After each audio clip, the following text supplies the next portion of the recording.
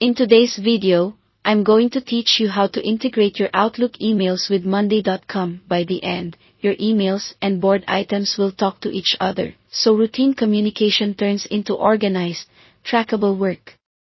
Start by opening the exact Monday.com board where you want the integration to run. That matters, because the automation you create applies to this board only. If you're still designing the board, think about which columns will hold email details, like a name or subject line, a status to track progress, and maybe a long text area for notes. You can always adjust columns later, but having the basics in place makes setup smoother. In the top right of your board, click Integrate. This is your integrations hub.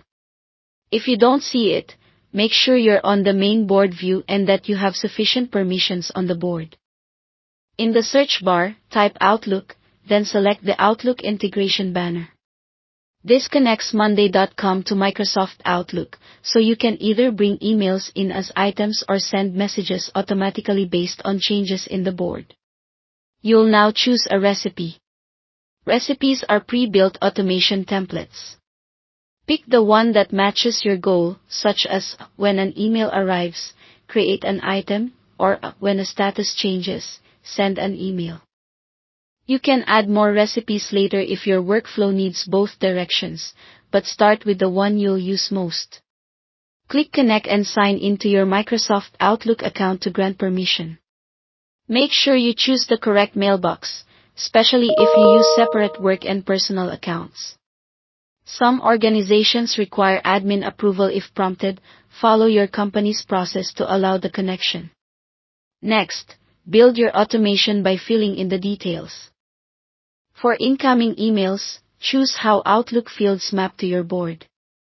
A common setup is mapping the email subject to the item name, the body to a long text column, and the date to a date column.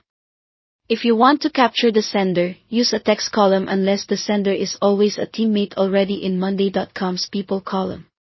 You can also fine-tune conditions, like only creating items for messages with certain subjects or from specific addresses, so your board doesn't fill with noise. For outgoing emails, select the email fields, set dynamic placeholders from your columns, and define which status change should trigger the message. Finally, activate the automation by turning it on. From here on, your board and Outlook will stay in sync according to the recipe. If something looks off, open the integration again to adjust mappings or filters, and send yourself a quick test email to confirm everything behaves as expected. That's it for setting up Outlook with Monday.com. Thanks for watching.